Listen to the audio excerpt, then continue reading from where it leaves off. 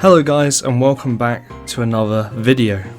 Today I just wanted to start by saying thank you. The first video essay I did on The Witcher 3 had more views and responses and feedback than I could ever have imagined, and I'd just really like to thank you guys for watching that video, as well as the second upload I put out. I'm nearly at 100 subscribers, which sounds like a really low amount, because it is in the grand scheme of the YouTube, but for me it was, you know, it's kind of, I'm coming up for a milestone in a way, because I was not expecting these videos to have the reach that they have had, and to get over, 1,000 views on one and over 3,000 views on another is insane. I thought these would be viewed by like maybe 25 to 100 people, maybe 250 if I was lucky. That was kind of my highest target. So thank you guys again for watching and giving your feedback and commenting and discussing. I really enjoyed reading your comments on the videos, so thank you guys. I'm really making these videos mostly to share my thoughts and feelings, and it was really nice to see that so many people were willing to listen and as well as discuss.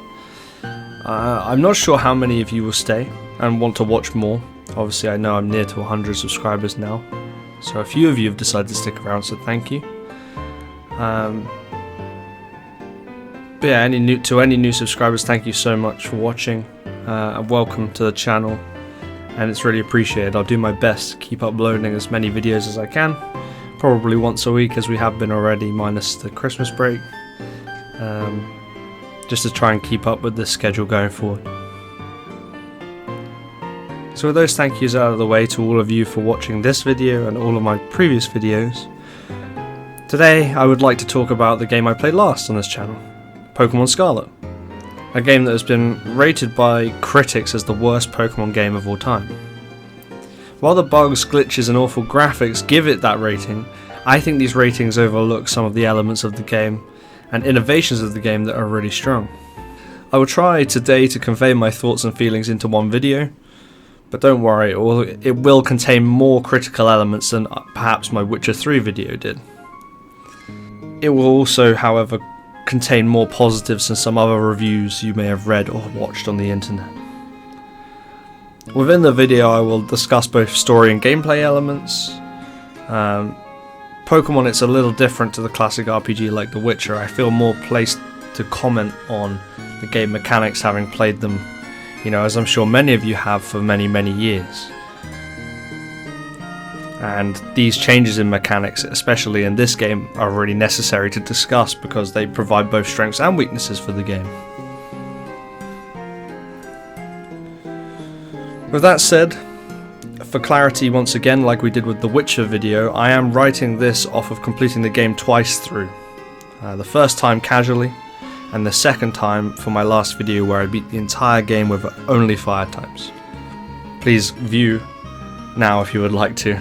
I'll leave a link in the description. I've always enjoyed the Pokemon series since I first played Pokemon Sapphire as a kid, and I've played almost every game, only missing a few of the later generations. So I have a lot of history of playing the game, and hopefully I can use this to weigh in and evaluate the game just as you can. And I'd be interested to hear your thoughts on my opinions in the comments below as well. Once again, with the admin out of the way, let's get started by talking about the actual game. I'd like to start by talking about the game mechanics.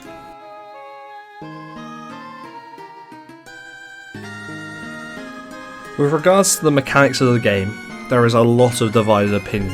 So let's firstly start with the mechanics that I like, and then move on to those that I don't like or are missing altogether. To start with, the open world is a really good idea for a Pokemon game. The encouragement from the game to explore and adventure out is really what Pokemon should always have been about, at least in the games. The open world ties in with the three separate storylines of the game very well.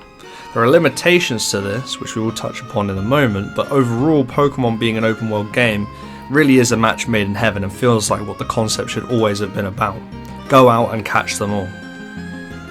This element, paired with getting a ride on legendary from the start of the game, is a very cool element, because of the mobility it provides you as well as staging the unlocking of the map through the Titans. The ability to unlock these new abilities for Miraidon or Koraidon is worked into the story really well too, and woven in with the characters too. With regards to XP, it's a topic that I think has been debated a lot by players since the addition of the permanent XP share, and now even catching XP in the game. I understand the perspective that many feel that this makes the game much easier, but I overall think that it's a positive change. Making the game easier doesn't necessarily make it worse, and I would suggest that rewarding players for catching Pokemon and making an effort with the Pokédex should again always have been necessary in Pokemon. The game's slogan is "Catch 'em all" for a reason. This element also helps with the appeal to younger players, and this is a key point for Nintendo and Game Freak. I'm a Pokemon fan in my mid-20s.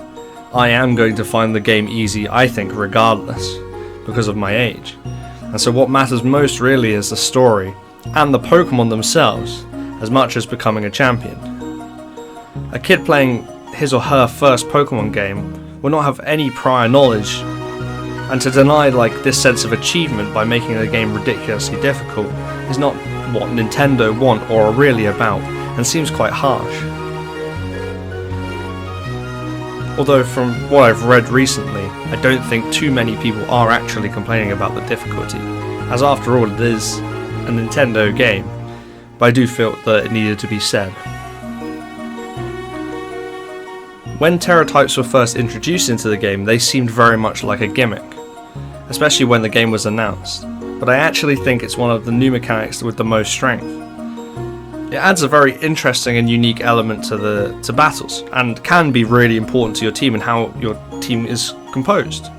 I think that's a very clever and unique element and is very, very interesting. And I think what will be interesting going forward is with competitive Pokemon, where those competitors who are so strong at the game already can take that, which will be really, really interesting.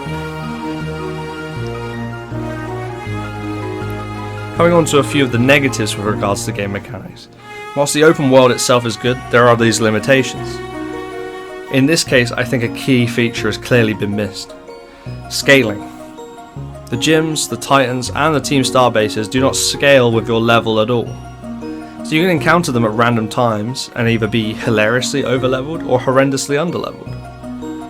I think this feature really needed to be in the game. Dynamic teams for each gym, which scale based upon the level of the player's Pokemon at the time, would be a way to make it much more of a challenge, but also not too hard for newer players.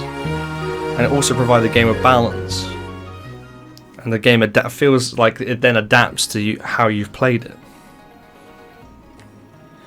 Another feature I think is missing is one I have seen to be complained about a lot online, and that is a shiny reveal sound, or even any kind of graphical indication that you're witnessing a shiny, other than them being the Pokemon itself being shiny. It was something that was included in Legends Arceus, and so it was kind of almost expected to be in this game, as this game follows along from a lot of the features that were in that game. The lack of it really does suck, and I think because the shiny odds are boosted in this game, I've definitely missed a lot of shinies because I can't really tell the difference between the normal Pokemon and the shiny form, because a lot of them are very, very similar. So in my casual playthrough, I've played 16 hours of gameplay, and according to the trainer card, which tells you how many shinies you've battled, I've battled 0, which with increased odds seems like many, many missed shinies. I think a graphic or a sound or anything would help with this a lot, especially for more casual players. Finishing there with game mechanics, I now want to talk about the worst parts of the game, and the bits of the game you definitely will have seen online. That's the bugs, the glitches, and the lag.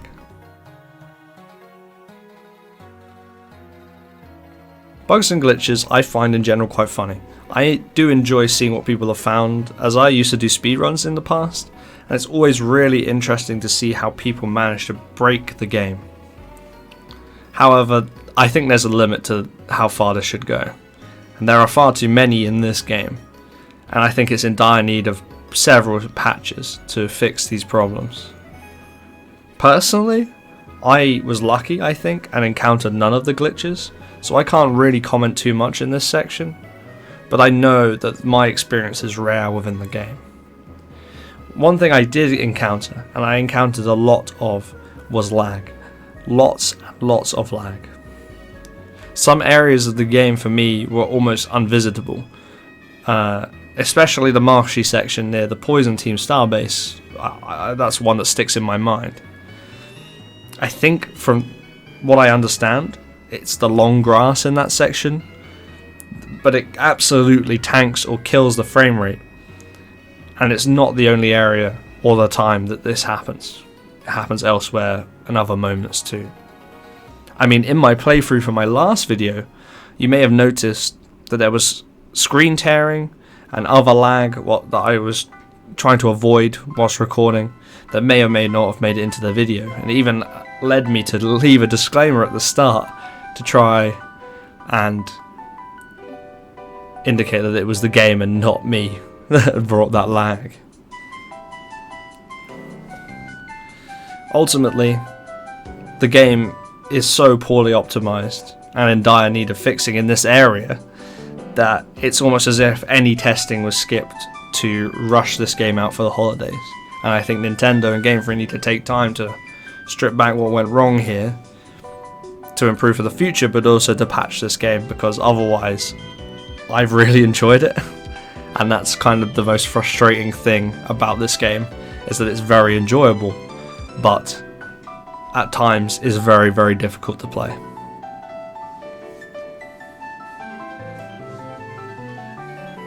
Next up, with that negative caveat out the way, let's talk about the actual content of the game and where I think the game has its biggest strengths.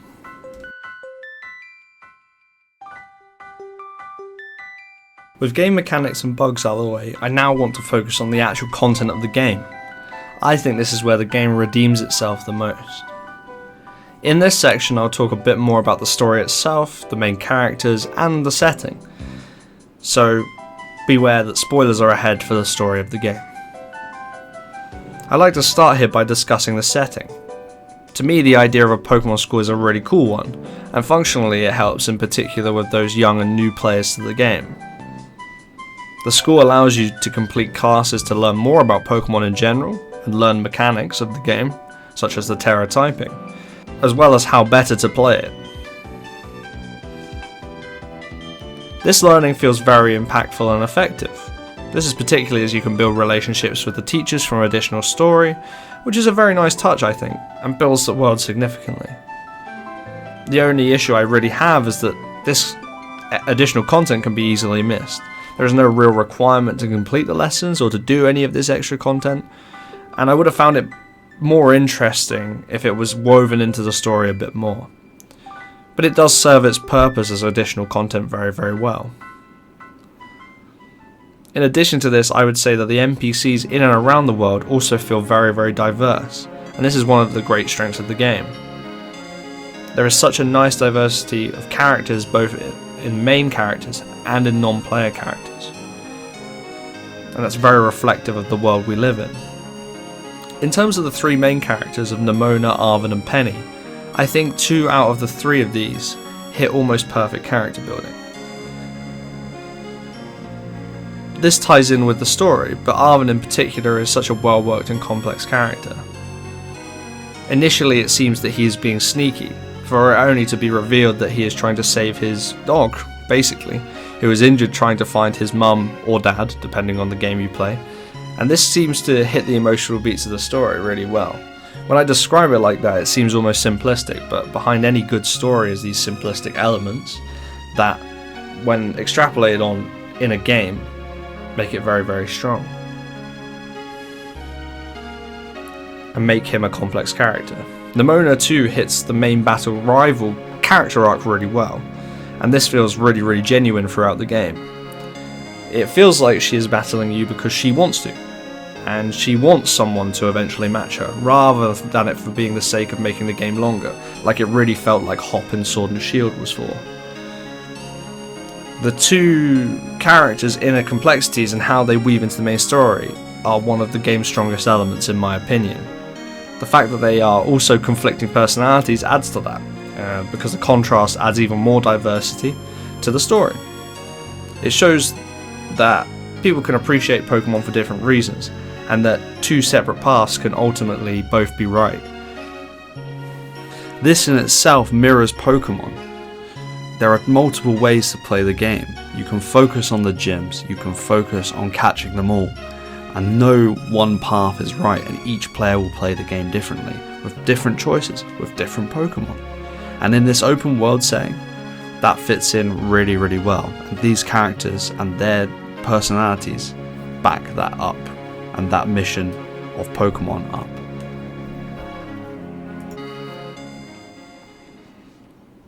Penny, on the other hand, is particularly interesting.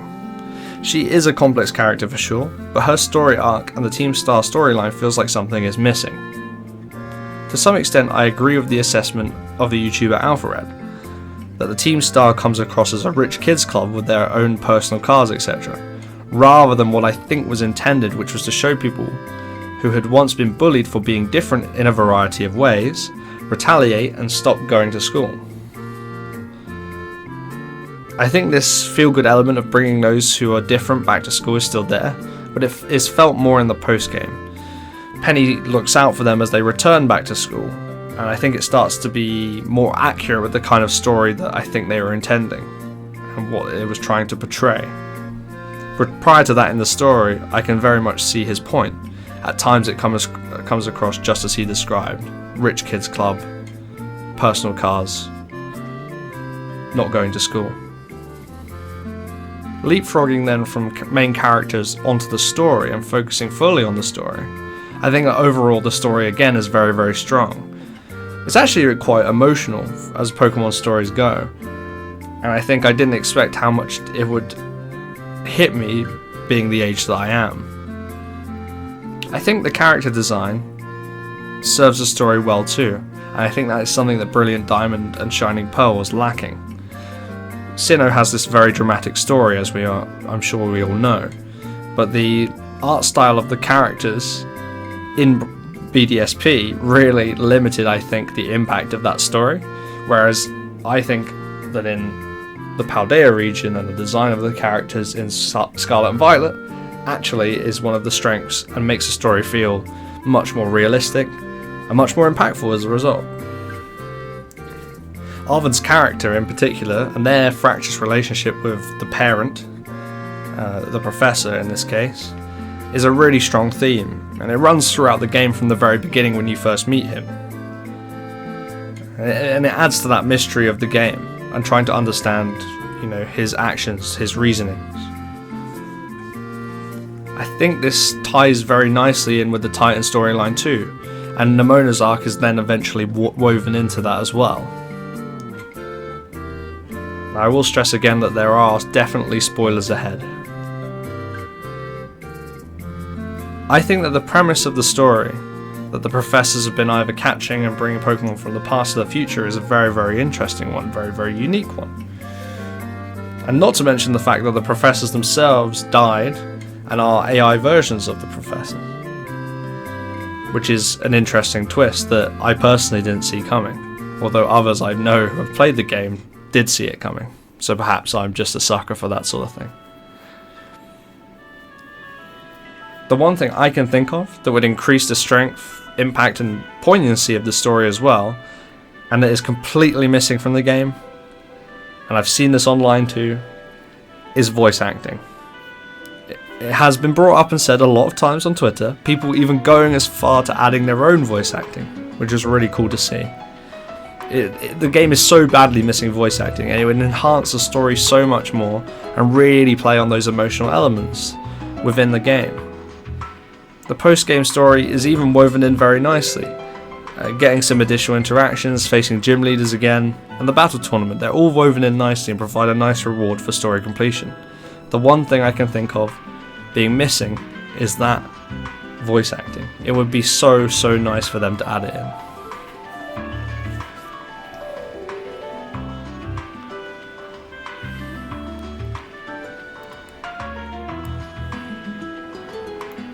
I hope we are not too far away from Game Freak adding voice acting to a mainline Pokemon game. Just to see how it would go.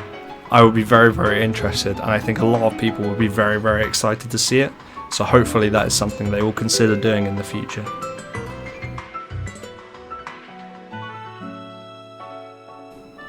Before concluding this video, the last elements I really want to talk about are the gameplay elements themselves, namely the gyms, the Titans or the Elite Four, etc. From my perspective, the gyms were really interesting, and I think the gym leaders were very interesting characters. I think characters such as Larry in particular will be fan favourites for a time to come, and he is just one of many very cool concepts for gyms and gym leaders. On the other hand, I'm not so sure on the gym challenges. They themselves can be a bit hit or miss, but the leaders and the battles presented a real challenge in some cases. Going back to the mechanics side, I do really think what was lacking was the level scaling, as I previously mentioned. The fact that the gym order is unclear and there's no linear path is really cool within the open world setting, but you do need that level scaling of some kind to match it. That way some gyms wouldn't be ridiculously hard and others insanely easy. Ultimately, the gyms in Elite Four could be much tougher, and obviously it's a difficult balance between making it easy enough for new players to play and for us experienced players to play. And I understand that that's a very difficult factor. One way I think it could have been done is through terror types. I think the terror type that each leader had should have started as the leader's primary type. For example, Rhyme, the ghost leader, the Pokemon she terror types, or terrestrializers, is Toxtricity, which I may have said wrong as well. I gave myself the hardest example here. If that Pokemon instead had been a ghost type, which he then terror typed into a different type, I think that would have been a much more difficult gym battle, because you would then have to adapt to her using a different type that maybe was a type that countered ghost type, or a type that was effective against ghost type, so that you didn't just use normal types, etc., and would have made my fire type run much more difficult, for example. Hopefully that made sense what I explained. But essentially, if the Terra Pokemon each leader had started as the leader's primary type and then changed to a different type, I think that would require much more maneuvering from the player and make it much more of a challenge to try and defeat the gyms. Perhaps they wouldn't do this because of the strict typing system of gyms, but I think they've definitely had gym leaders that don't have Pokemon of their type in the past, and even in this, Toxtricity isn't a ghost type Pokemon, he becomes it, so why not go the other way? I think it would have made it a marginally more of a challenge. I mean, you're a switch of Pokemon away from still winning, but it requires a bit more maneuvering than just using the same Pokemon over and over again, which you can do to get through these gyms and this gym challenge. As for Team Star and the Titans, I think ultimately where Team Star slightly falls short, the Titans are actually equally very strong in the same element. I understand that Team Star is there kind of to show off the auto battle feature, and that's fine, but it's kind of presented as very repetitive gameplay. By contrast, the Titans had kind of everything a side quest would need. A strong story, with Arven, as previously discussed, good gameplay and interesting bosses, and a good reward, among other things, as well as being woven into the story really nicely. The link also to Koraidon/Miraidon is a very nice touch, and I think it's a good change from focus on gyms, both in this specific game but also in Pokemon games in general, which you could be forgiven for saying have had too much focus on the gyms in the past. So with that discussion said, the real question going forward is, how do Nintendo and Game Freak go from here? How do they make a better game next time, and what improvements do they need to make? To put it bluntly, it needs to run better. Less bugs and no lag. It needs voice acting and level scaling. Outside of this, there are a lot of positives to take, and I really hope they do take them and don't can them because of the negative response to the entire game. They need to try and make a game like this, but with those elements included, it's a great first step. It might not be perfect, but it's a great step in the right direction for the Pokemon series, in my opinion.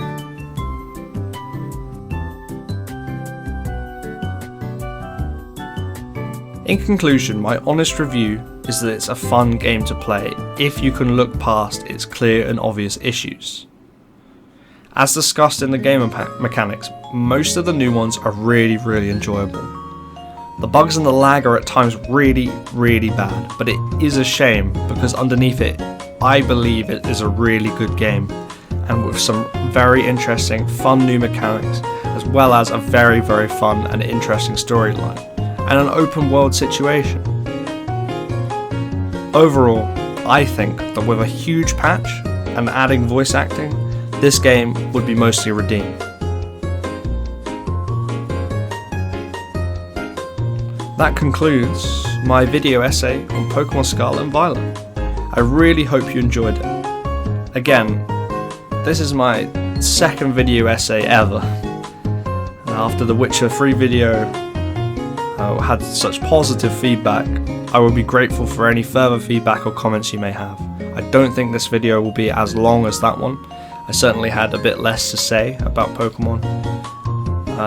But please, any comments on what I talked about, as well as the game itself, is welcome. On top of that, any feedback you have for me personally on any of my videos, I really appreciate it, as I am learning step by step how best to do this. So thank you very much once again. Thank you all for all your support on the Witcher video and Pokemon videos, and hopefully also on this one. Please like and subscribe if you really enjoyed it, and take care. Peace.